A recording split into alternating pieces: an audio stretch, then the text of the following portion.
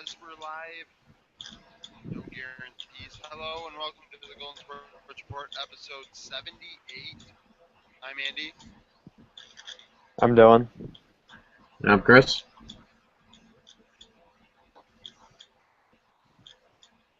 And today we're gonna, sorry about being a little late. Things happened. At least we're having a show. Or Sunday we did so, and last Wednesday we weren't on time for a show, so we got that all worked out. Sabres development scrimmage last night. Big deal. Lots of people went. Dylan went. Dylan's a big deal. When Dylan goes to an event, it's a big deal. And you have training camp about to start because the Bills' first game is August 3rd against the Giants, Hall of Fame game. So we're going to kind of give a light preview on what we think that's going to be like, the early training camp and things of that nature. So first, let's kind of close off the Sabres for the offseason for the most part. Dylan, 12 first and second round draft picks were on display last night. There was like 40 players playing. The game ended 5-1 for Team White. There was a fight. There was a penalty. There's a lot of positives and negatives. What did you take from the game? What did you see? Any really good players, any players that kind of left you disappointed, things like that. Well, first off, I'll start by saying, as you said, a lot of people went. There was, I believe, the attendance was 8,725 people, which is pretty good for just a prospect scrimmage in the middle of July. And obviously, we've discussed how a lot of people view us as having one of the more talented prospect pools in the entire league. So it's understandable. I was really excited to see it. I know they streamed it online I'm sure a lot of people watched it online as well. And the score was 5-1. It seems kind of lopsided, but it didn't seem like when I was at the game like it was that much of a blowout. If that makes sense, if me saying that makes any sense. But the white team won. If there's something I was disappointed in out of the 6 goals, we really didn't see any from the players like that. Like a lot of people, I'm sure, wanted to see Sam Reinhart and Joel Armia, Nikita Zadorov, Ristolainen, and players like that. Of course, Gergensons and Grigorenko, who we've seen at the NHL level. But the goals, for the most part, were scored by the lesser touted guys. Drake Kajula had 2 goals. He was undrafted prospect for us, actually, playing on the white team. And I think that was a little bit surprising because, to be honest, I'd never even heard of the guy prior to the game. And that performance could have earned him a spot on the Rochester's Americans roster. And who knows what he could develop into. It's a stretch to say that he'll ever be an NHL player, I assume, but he's off to a good start in terms of development and could be a solid piece for Rochester this year. In terms of the players that we know more about and wanted to see, I'll start with Sam Reinhart. He didn't have a huge game. I didn't see tons of opportunities from him. He made one really nice pass, and people have really discussed his playmaking ability, and that was one of the key things about him going into the draft that scouts and fans were talking about. So he showed a glimmer of that. I'm sure we'll see plenty of it in actual games going forward. Brendan Lemieux, he was working hard. He our 31st overall pick this year. Great two-way player. Showed that even in a scrimmage, he was sort of proving that you don't want to play against him, even if it's in an intra-squad scrimmage. As him and I think it was Ristolainen were chirping, and he was playing a tough game, solid, physical, tough to play against.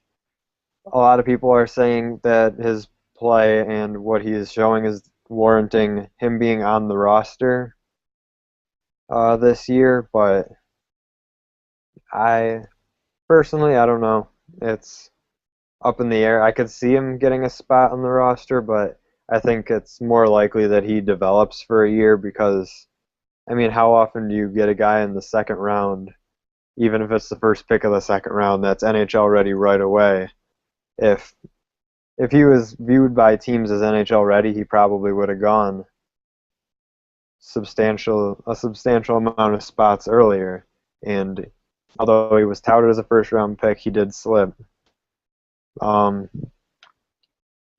in terms, I saw Grigorenko. He was working hard. He didn't really have much of a great statistical performance, but working hard, good to see because a lot of us, I know not Andy, but most are still holding out hope that he'll be good. Andy's moved on. Um, Jordan Samuels Thomas, they gave him the opportunity by playing him with Gergensons and Carrier on the top line for the blue team, and he had a okay game, I think. And Gergenson's there, of course. He's been here before. He played on the NHL roster this whole season. It was good for him to be there because he led by example. He's been there before. He knows he has a spot on our NHL team, and he was still good at putting forth a great effort and being a great role model and example leader for these young guys who are all hoping to someday be a part of our roster. Ristolainen, of course, will be a good piece. Mark Pysyk was there. I think he might have had a goal. Maybe not. No, that might have been the one that was called off. I don't know. Don't quote me on it, but he's an NHL defenseman. I fully expect him to be in the NHL next year in one of our defensive pairings. He was paired with Zadorov, who looked bigger than everybody. He's not, looking at his measurements, he's not that much bigger physically than some of the other guys, but just the way he carries himself on the ice, he just looks that much bigger, and you could see it in his hits. And it's exciting that someday soon he could be on our team and on our NHL team. I don't know what this season holds for him just yet. And don't worry, I'm almost done. Finally, Linus Ullmark, goalie from who dominated the Swedish Elite League at 21 years old. He played all four goalies played half a game. He looked really good in his half of the game. Sixth round pick. He could end up being a phenomenal goalie for us in the future. And I really liked what I saw from him in this game. He didn't allow a single goal. And yeah, I'm excited to see what he'll be doing for us going forward. If he can do that well in the Swedish Elite League at such a young age, then once he develops into his prime, it should be pretty exciting to see what he'll be capable of. Who needs Ryan Miller when you have Linus Olmark? Nobody. Nobody needs Ryan Miller unless you're Vancouver. Chris, what what do you take from the scrimmage that they had last night? Any what sounds good? What sounds bad? What did you see that was good? What did you see that was bad? Stuff like that. Um, how do you feel about? It was a very physical game. How do you feel about a inter-squad scrimmage being that physical, like actually hitting and things like that.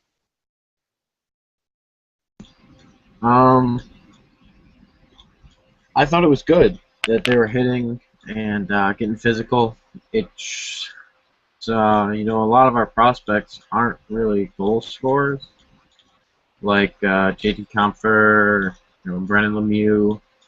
Um, Zadorov's not really going to be a great goal scorer, but these guys are all hitters, and it helped them show that they can be physical.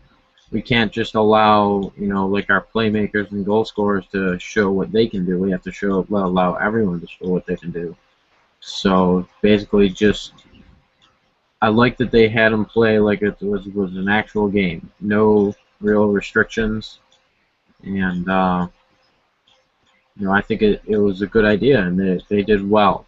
Um, I watched highlights mostly and a couple interviews.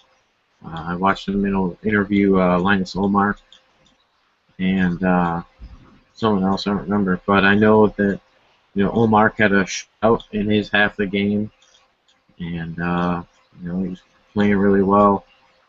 I know I watched a couple of the Nikita Zadorov hits, and he looked big. Like just like Dylan said, he looked like the biggest kid out on the ice, even though he's not.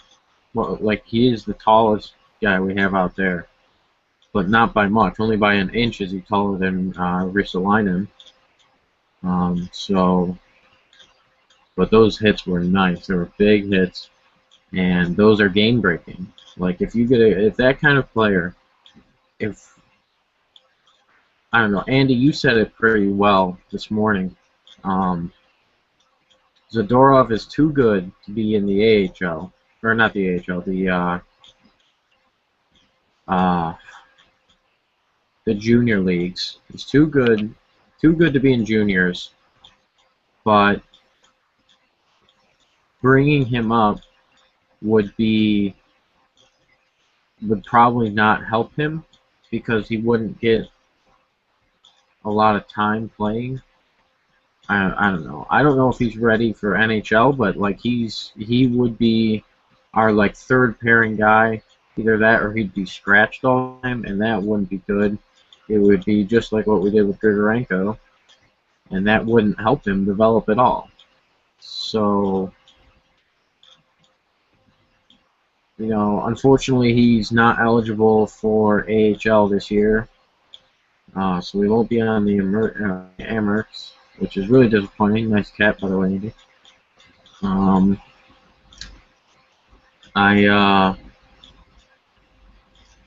The kid's big. I'm excited. We might have the best defensive defenseman prospect in the league right now. So Zadorov is big, and he's the kind of player who's gonna, play penalty kills. He's gonna, sit by the net, and he's just gonna clear the crease. He's just gonna just check people all the time, and he's gonna be a strong player for us in the future. Mark Pysyk, I'm pretty sure he did score that goal, and I know that Pysyk looked pretty good. Let's see.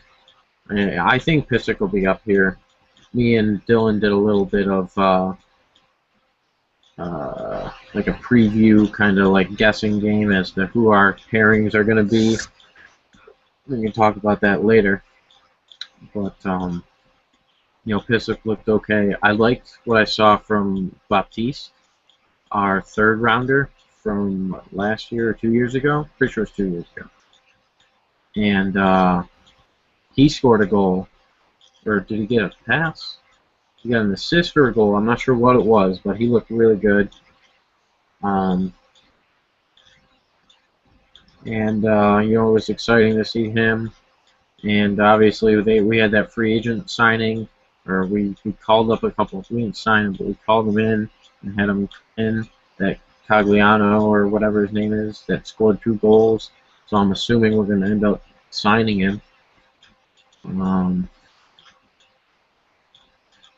Obviously Team Blue only scored once, but you know, whatever. It happens. Uh, it's exciting to see. I would have liked to have watched the whole thing, but my computer hates me. So, mm, um, with Brennan Lemieux, mm, I don't know if he's ready. I don't know if he's physically capable of being the type of player that he is, that he strives to be in the NHL. I don't know if he's big enough yet or strong enough yet. I'm not positive on that because I know he's a pretty tough player.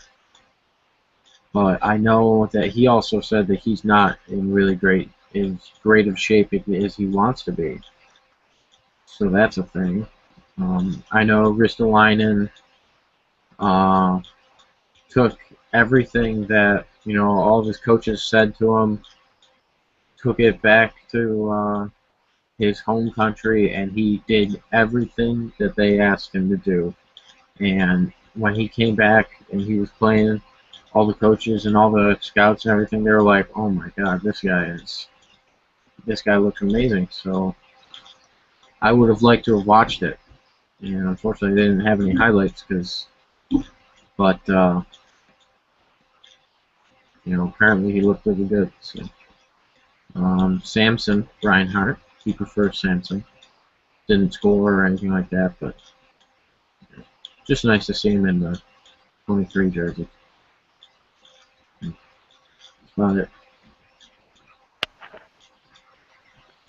Yeah, I guess I'll start with what you said last, and that's Samson Reinhart, the star of the show, I guess, because he's skipping over about 75% of those players and starting for the Sabres this season on the first or second line more than likely as the centerman, and it proved that he's probably going to be the second line center because although they won 5-1, I believe Gergensons handled him pretty well, kept him, pretty much, uh, he kept him off the score sheet, and that's important.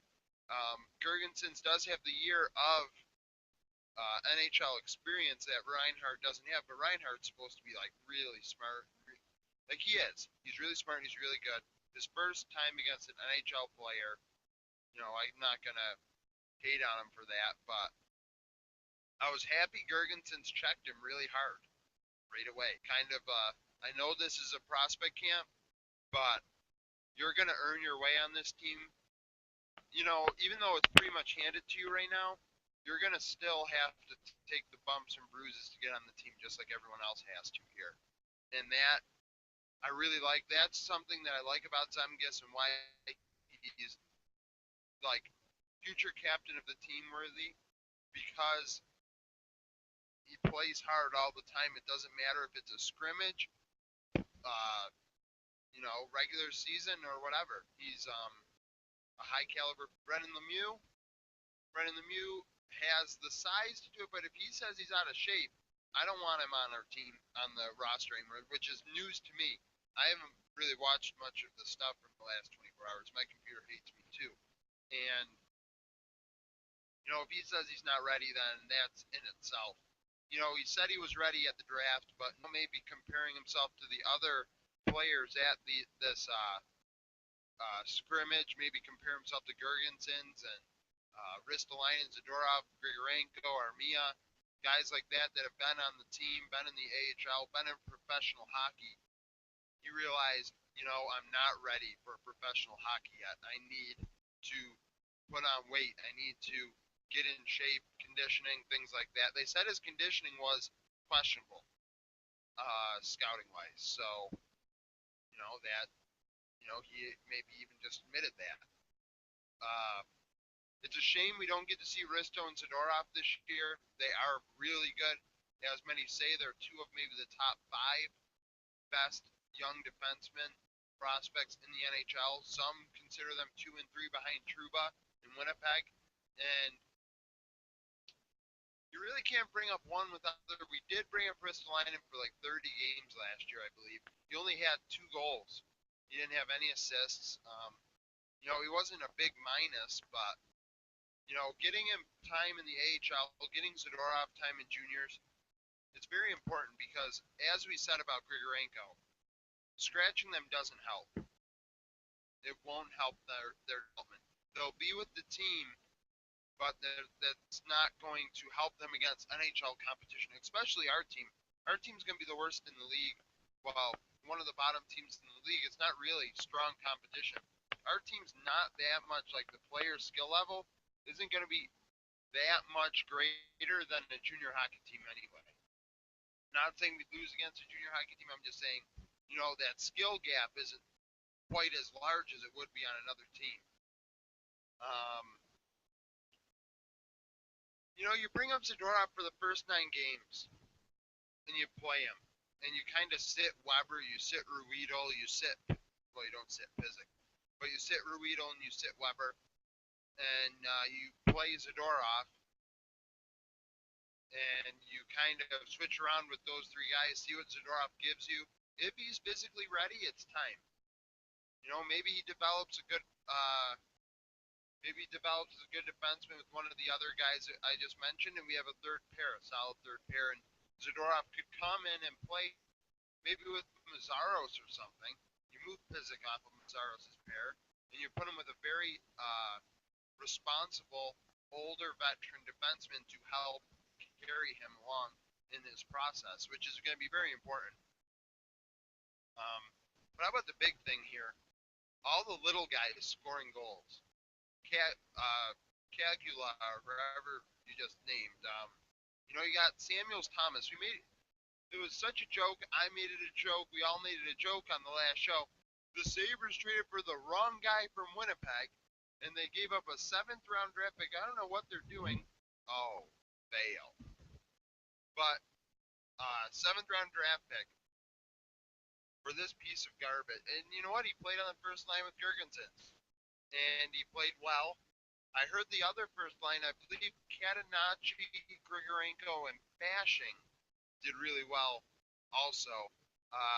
I feel that has something to do with Catanacci and Grigorenko having, a lot of experience together in the AHL last year. The thing is with the junior thing, you can't send them down to start the year, but once they're kicked out of the playoffs, junior players can play in the AHL and not count against their contract. Actually, it didn't matter because his contract was already screwed up, I believe. So, yeah. So his contract was going to go anyway, so they played him. They almost did the same thing with Carrier, but he got injured, so they couldn't do that with him. But, Grigorenko didn't do much. I don't like him.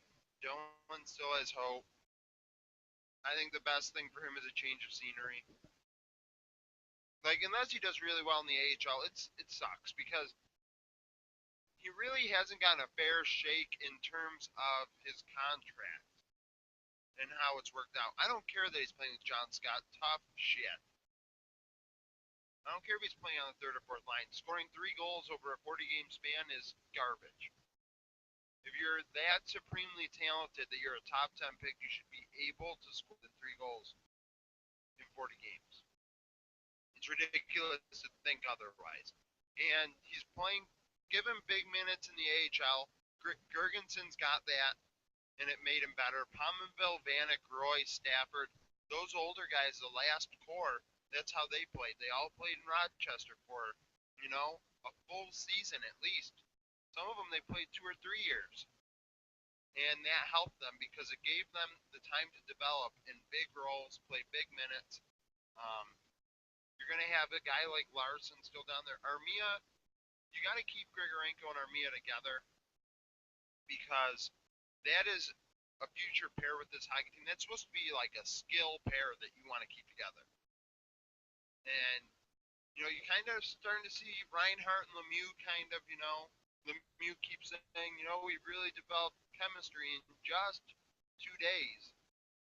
And, you're starting to see Ristolainen and Zadorov starting to get together. And you see Grigorenko, Catanacci, and Armia start to get together, Bashing. And, players like that, and you're starting to see, oh, maybe these guys. I know it's only one game.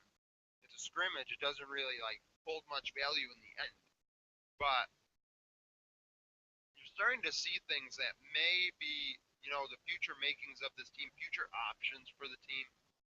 I read a headline. It was like, how long before there's turnover? And you have to think, some of these players were drafted at the beginning of our turnover. We're not going to have enough space for some of these great players that we have. We may not have that.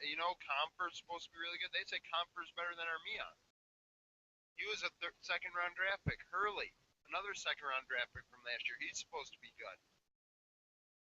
And you got Jake McCabe. He's taking up space for defensemen. Stuff like that. You have a lot of players. All of a sudden, like, trading a couple guys for a guy like Evander Kane makes sense. Because you can do it and get away with that. Not many teams can do that because they don't have the firepower. We have stocked shelves. Our shelves are stocked with.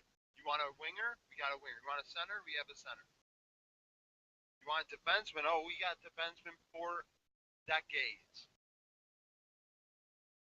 So that's a thing.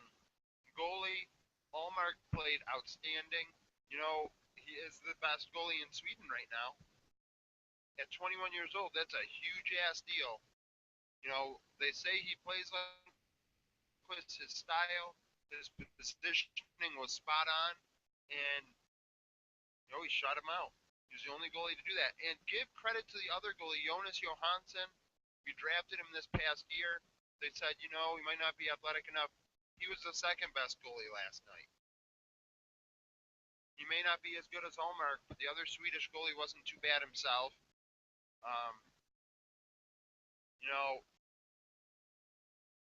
They signed Allmark to an entry-level deal, but he says he's going back to Modo. I really hope they play in the AHL, but it looks like Lewin and Makarov are going to fight over that. I think they were the goalies for the other. No. Cal Peterson and somebody else, maybe Connor Knapp. I don't know who the other goalie was for the other team. But, those guys are the guys of the future, and it looks like Allmark might pass him. We may have a goalie on our hands when our team gets good. So that's the thing. So yeah, 1 second when I fix my computer. Dylan, did we miss anything? You went to the game and you kind of said that, but is there anything else that we may have not talked about that you want to hit on again that we may have brought up? I think we covered most of the bases here.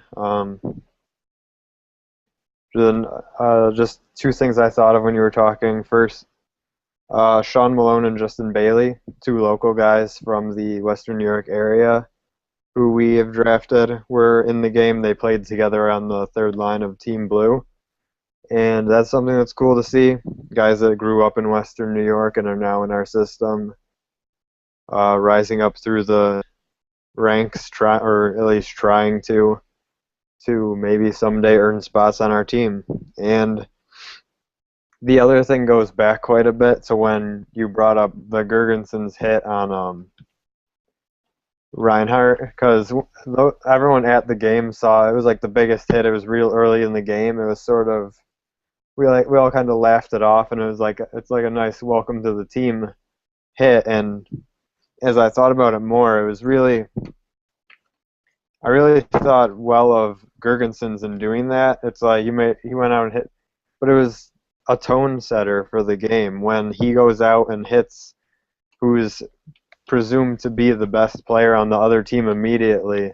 He's showing that like this may just be an intra-squad scrimmage, but give it your all. Try, work hard, because Girgensons had been here before. He knows what these guys got to do to get to the next level. And I really commend Girgensons for delivering that hit.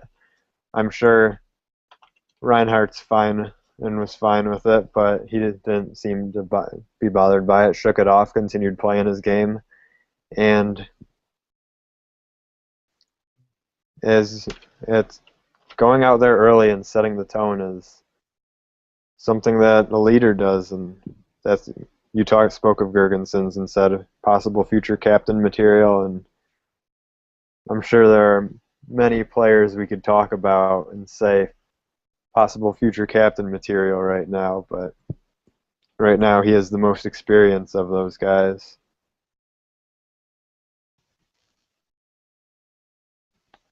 Yeah, Gergensons, Reinhardt, Pizik. We have a lot of future. That's what happens when you have a lot of good picks. You have a lot of good players to choose from. And then things get difficult, and then you got to choose who to trade to Winnipeg for Evander Kane.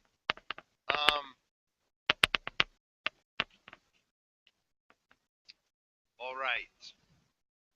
All right. So, prospect camp's over. Preseason doesn't start till middle of September. Training camp will start in September. We'll be talking a lot about football. Talked about hockey for a while now. Pretty exclusive. And I think it's about time we go back to where we started our show with the NFL and the Buffalo Bills. We hit them up every once in a while over the last couple months, um, trying to find things to talk about them to keep people updated. And now training camp's about to start. We're going to kind of lightly go over what we kind of are looking for to this training camp, what we might be anticipating, be excited about, be interested in, and kind of cover over the next couple episodes here, probably the next month, uh, breaking down the positions of the roster, maybe guys we think they're going to be cut, and who's going to start at those positions, and stuff like that. Well, there are preseason games. We have an extra game this year to talk about too, so that's a thing. Chris, I guess I'll ask you first. Well, actually, I should probably let Dylan go first then. Dylan,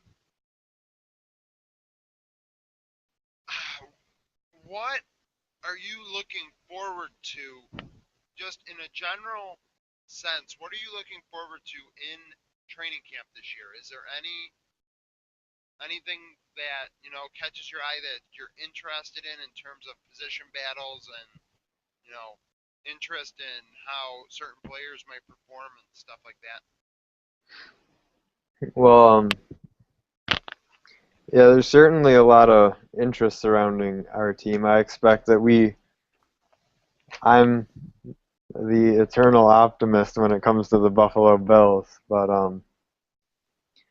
so I think we can be a competitive team this year. Some people don't believe it, but I think we are truly one of the dark horses in the league to be competitive, field a competitive team, and maybe grab a playoff spot and do well. But the thing that has to be in catch it that I'm probably going to be keeping the closest eye on is EJ Manuel. This year we are going to live or die by EJ Manuel and how he does, and it's hard to be successful in the National Football League without having a good quarterback, and I've been hearing plenty of good things about Manuel. He's learning the playbook well. Apparently he knows all of it, and he's healthy. The most important thing right now is that he's healthy. I know there's a lot of questions about his health, but we're committed to him. We traded our first-round pick next year, so if he's not good this year, then we're not getting a first-round caliber replacement, at least not next year. So I like that we've shown commitment to him. Hopefully that motivates him. He seems to be taking the right steps in order to progress and avoid a sophomore slump. And he's probably who I'm going to keep an eye on. We've put the tools around him to succeed. We brought in Watkins. Hopefully they build up a rapport together. We brought in Williams. We have Woods. We have Goodwin. We've got Spiller, Jackson, and Brown in the backfield. Chandler's back as our tight end. We've helped out our offensive line a little bit by drafting Quanjo. Eric Wood, great center. Still here, obviously, one of the leaders for our offense. And I know we took a gamble on Chantrell Henderson. Who knows if he can stop smoking pot, then maybe he can be great. But we put the tools around him to succeed. But he's the player. I think a lot of people are going to be watching EJ Manuel very closely this year because it's a lot of what the Bills are going to do this year is in his hands. I think we'll have a solid defense, and I'm hopeful, and I do believe that EJ Manuel could have a very good year this year. I'm a believer as usual, and I'm looking forward to see what he can do, and that's probably the top thing I'm going to try to keep an eye on throughout, even from right now up until the end of the season. Probably will be my main point of focus for the year.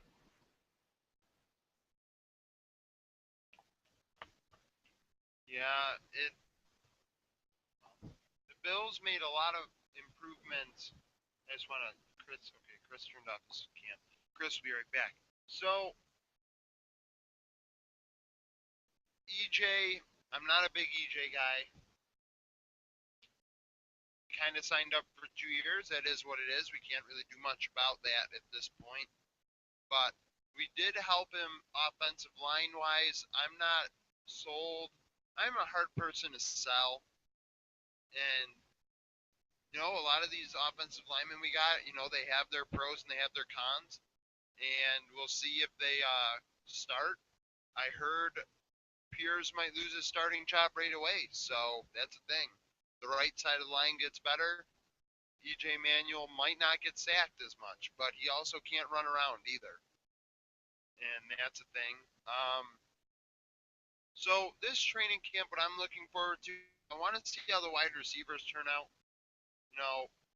We're going to talk later, I'm sure, even maybe this episode and later in the month, about who might get cut, who might win the positional battles.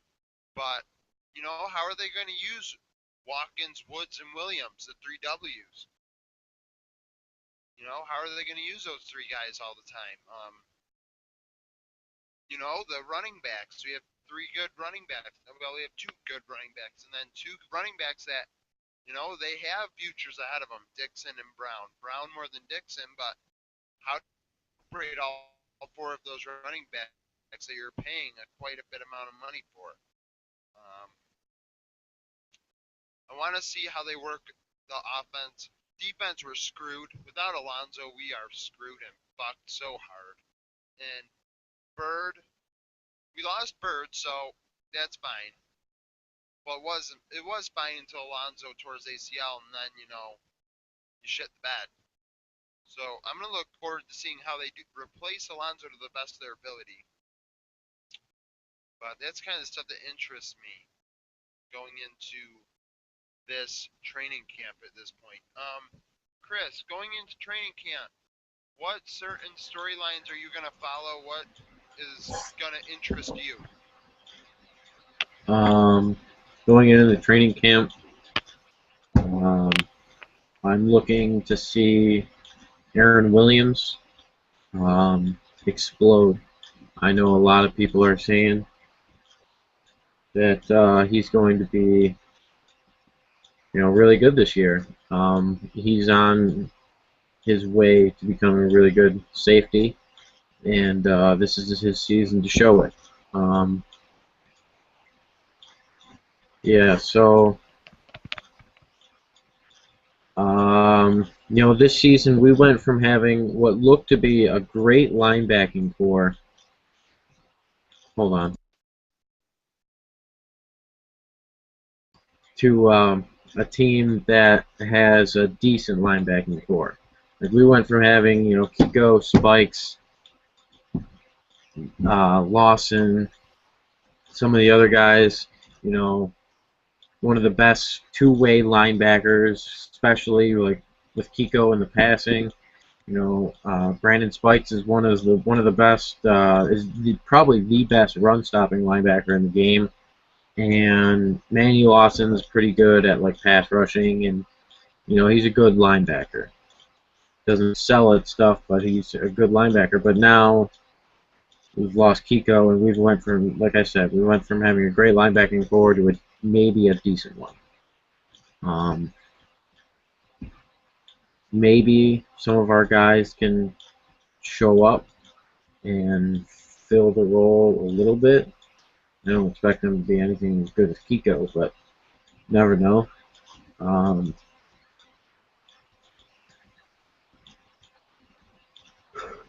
uh, sorry. This year, I'm looking for our offensive line. We didn't. EJ Manuel didn't get sacked a lot. Um, like the Bills quarterbacks didn't get sacked a lot, but they got pressured a lot. And I'm looking for the offensive line to develop. I'm looking for Pierce to be gone, well, at least his starting job to be gone. I'm looking for Doug Legursky's starting job to be taken away because he's garbage. Just anything really. I'm looking for, like we said, the wide receiver. I'd like to see Robert Woods explode this year, have 1,000 yards, a couple of 6 touchdowns maybe.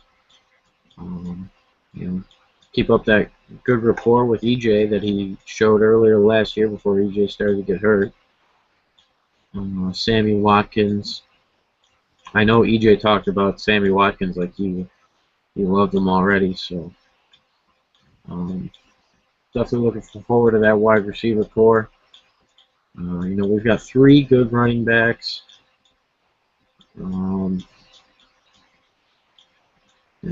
EJ, I watched an interview with EJ the other day, and he said that he needs to, or that he has gotten stronger, and that he's learned from his mistake last year that got him the original knee injury when he tried to fight for those few extra yards instead of just going out of bounds. He pretty much he said, without quoting that exact play, he was like, I got to learn to go out of bounds or slide when instead of try to fight for a few extra yards here and there, where it's in a situation where I could get hurt. So we talked about how he was getting stronger and stuff like that, but yeah, I don't know. Basically, looking forward to Aaron Williams and their wide receiver core. Main things.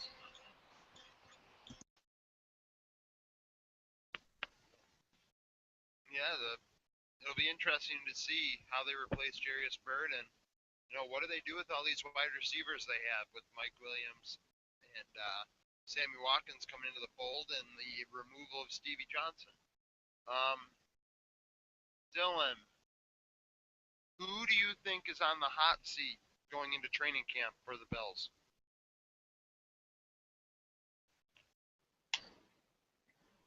On the hot seat.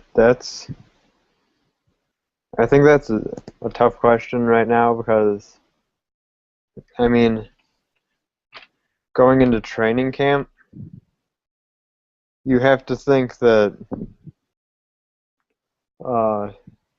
Spiller and Jackson's jobs are safe, but by bringing in Brown, maybe that ups the pressure a little bit, and if either of them goes down with an injury and Brown comes in, what is he, 23 years old? Who knows how that could go. We drafted a couple offensive linemen, and you already spoke a little bit about some people might be losing their jobs right away. Others I'm sure, might be fighting for them throughout camp. With Kiko's injury, I'm sure there's going to be a little bit of a competition to who gets the weak side linebacker spot in the defense, and I don't know for sure who will be involved in that, but we can speculate that maybe someone like Hughes or Lawson or one of those guys could come in and Bradham maybe could come in and maybe take the job if they have a good camp. and fit Jim whatever scheme Jim Schwartz plans on running with us. So I think as far as our top positions go, we're mostly set, but there will be a couple battles for a few spots here and there, like certain offensive line spots, the filling the shoes of Kiko, or God forbid if there's any other injuries that we face between now and the regular season. But yeah, I think the people most in danger, or I would guess, is probably the offensive line. Another thing is I just want to bring up is we did trade for Mike Williams.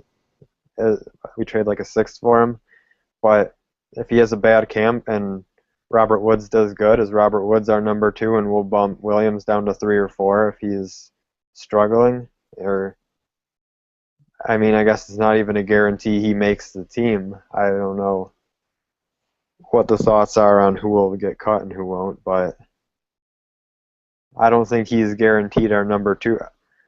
I don't want to say Watkins is guaranteed our number one receiver spot, but I think that's most likely the case. And then, but I think Robert Woods could be in line for a pretty good year, and he could put up a good fight to earn a good spot on our depth chart, and that might come at the expense of Mike Williams.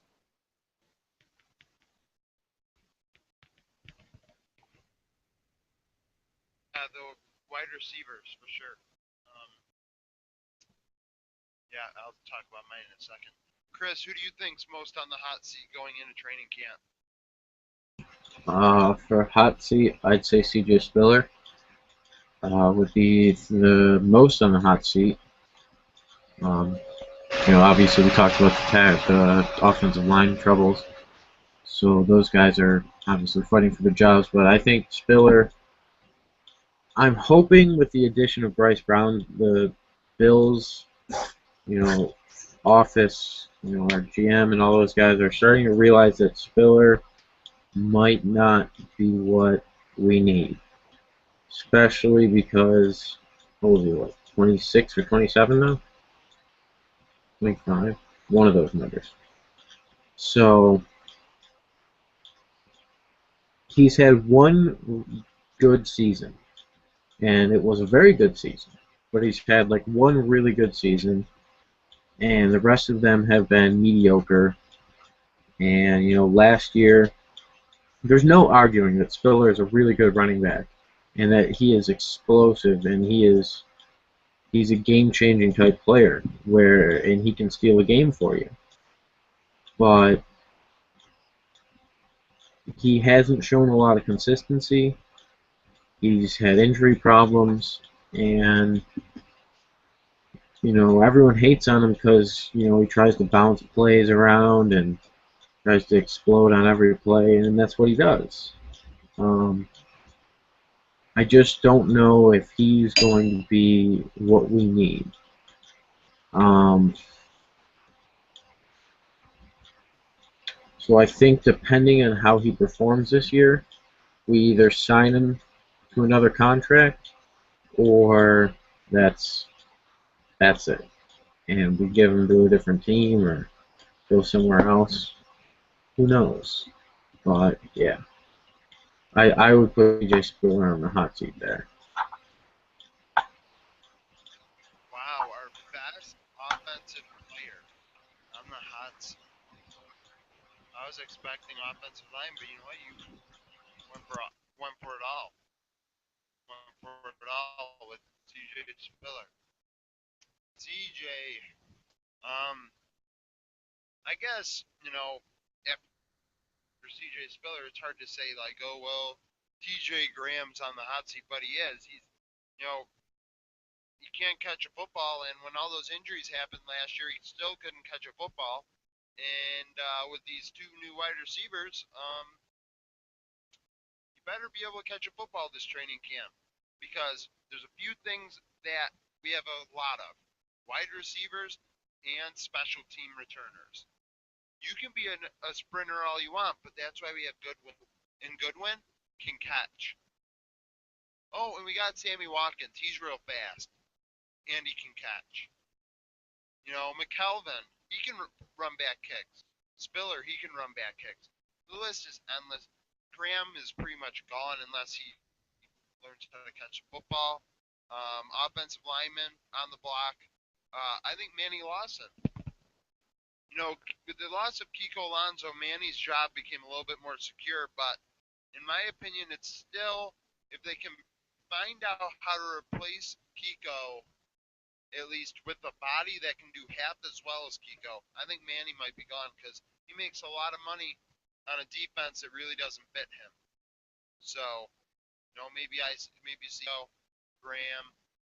Um,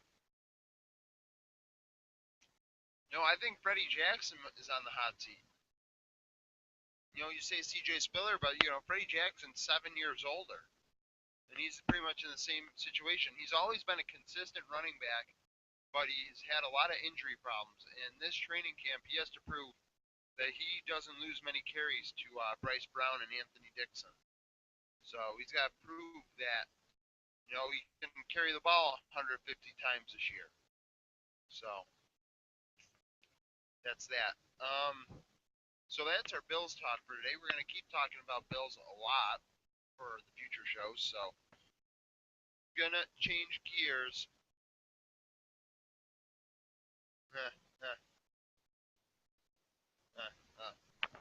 Chris, never forget.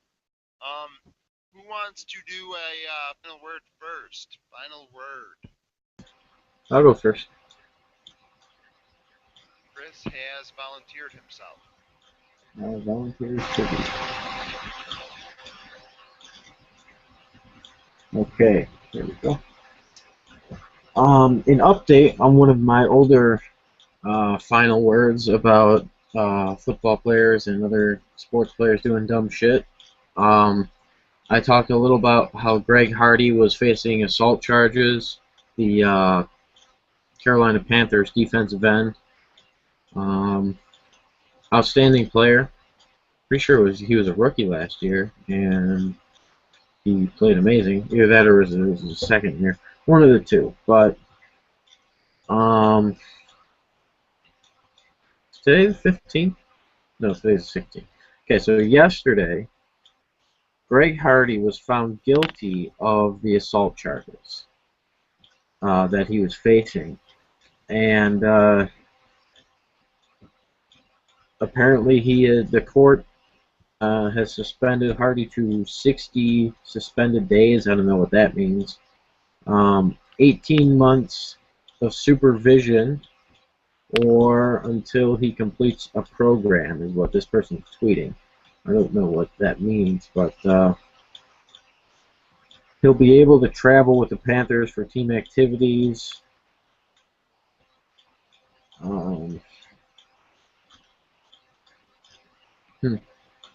Pretty much, yeah. Just he was found guilty of beating his girlfriend, ex-girlfriend. They broke up. Good for her. Good for her. So yeah, we'll see what. I don't know how much that'll affect his career, but we've seen murderers get away with shit. Ray Lewis. What was that? Nothing. Maybe he'll turn into a Hall of Famer or something. People will just forget all about it. So yeah.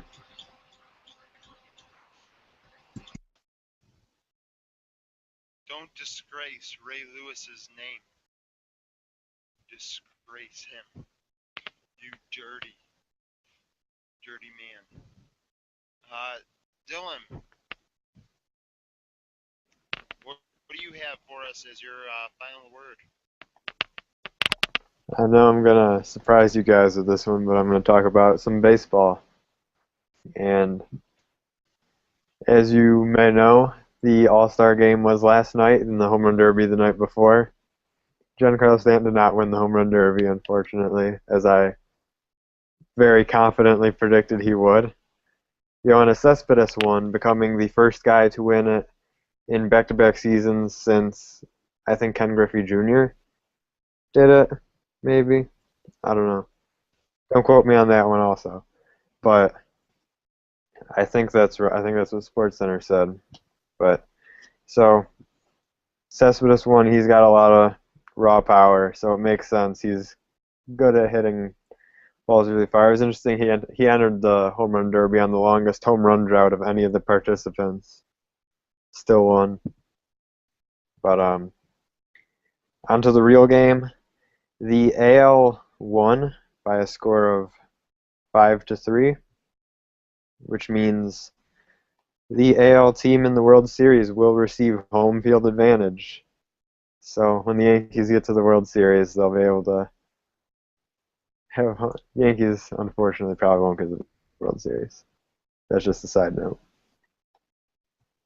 Just being realistic. But AL wins. Mike Trout named MVP. Second batter of the game, he had an RBI triple, hit home Derek Jeter. And I'm going to use that as a transition to Derek Jeter. His final All-Star game. He's played for 20 years, his 14th appearance in the All-Star game. And he's trying to get me to cry. But he led off the game with a double, having never faced Adam Wainwright before, who was the starting pitcher. Adam Wainwright, prior to throwing the first pitch of the game, took off his glove, set it down on the mound, and started applauding Derek Jeter, as all of the teams and all of the players also did.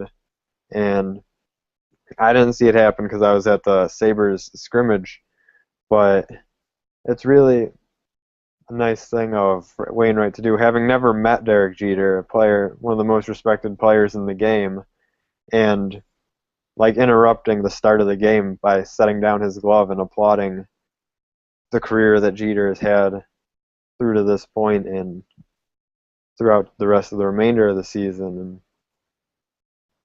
Jeter, being a humble guy, wanted him to just put his mitt back on and throw a pitch, and then Jeter hit a double, scored a run, and went 2 for 2 in the game before he was taken out. And he's the oldest player to ever have multiple hits in an All-Star game at 40 years old.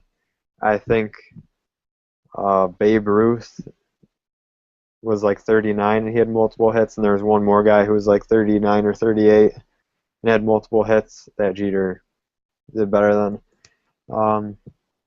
Derek Jeter, career batting average in an All-Star game, 480, give or take a little bit. It's around 480. I don't have the exact number, but that's impressive. It's not like he's been in 14 All-Star games, so you can assume that he's had nearly 30 at bats, maybe, and that's a bigger sample size than most people get who go to the All-Star game at any point in their career.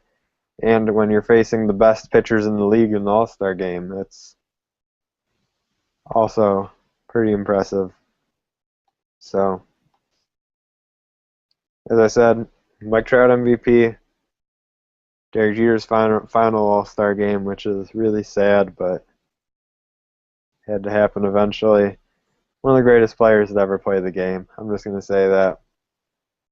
And the AL won, so stay tuned in October, and we'll see how much that helps out whoever is representing the American League in the game. The series, World Series, I don't know. I'm flustered because I talked about Derek Jeter. I'm sorry. So, and that's my final word for tonight. I have no idea how flustered Dylan's going to be in October. I have no idea. The only reason I was doing that little crying thing was because all over Twitter, everyone's like, "Oh, I'm crying because Derek Jeter's leaving the game." It's like, yo, he's leaving the game. I know it's a great career, a lot of All-Star games, but it's the All-Star game, so NBD. What Wainwright did was pretty cool. I liked Michael Jordan's commercial for him. If you watch that, it's where everyone tips their cap, and they have Boston players in there, Mets players in there, and firefighters and fans and everybody, pretty much, rappers, actors, anybody you could think of. tipping their cap, tipping their hat to Derek Jeter. Um, we'll talk about that more later. It won't probably be Dylan. We might reserve it as a final word for Dylan personally, but I'm sure we will talk about him more. My final word is kind of small. NASCAR is on a bye week this week. Nationwide Series is racing, Cup Series isn't, so I'm probably not going to, talk too much NASCAR. But last week, Keselowski won the race. He pretty much dominated New Hampshire, won both races, the Nationwide and the Cup race. He led like 500 of the 600 laps total, which is pretty incredible for both series, two separate cars doing that well. He started on the pole in both races, so he started in first place. Like, he was just the fastest car all weekend long. That puts him first in the chase because Jimmy Johnson crashed on like lap 20, and it was wonderful and glorious. So he finished second last, and Keselowski has a points lead now. I think there's like 5 races left to the chase.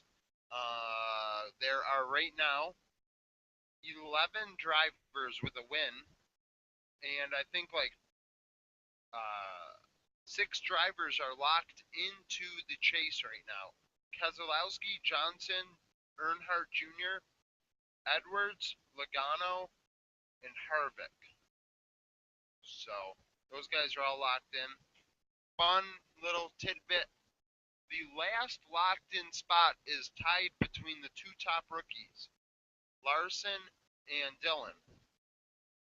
It's weird that they're tied because Larson has 4 top 5 finishes and 8 top 10 finishes, where Dillon only has 1 top 5 and 2 top 10s, which shows Dillon is more consistent over all the tracks, whereas Larson is more way high and way low. So Larson will probably get into the chase. He'll probably win a race with one of those really high weeks, but Dillon's a more consistent driver at this point. So that's my final word is NASCAR. We will have a show Wednesday. Yes, next Wednesday. But we intend on having a show Sunday. We'll see what happens with that. We have a schedule made up to hopefully have at least topics planned out. So we're intending on having shows. So that's that. Thank you for watching. This was the Golden Sports Report episode 78. Like, comment, favorite, subscribe. Our views keep going up. It's wonderful. So, bye. Peace out. Adios.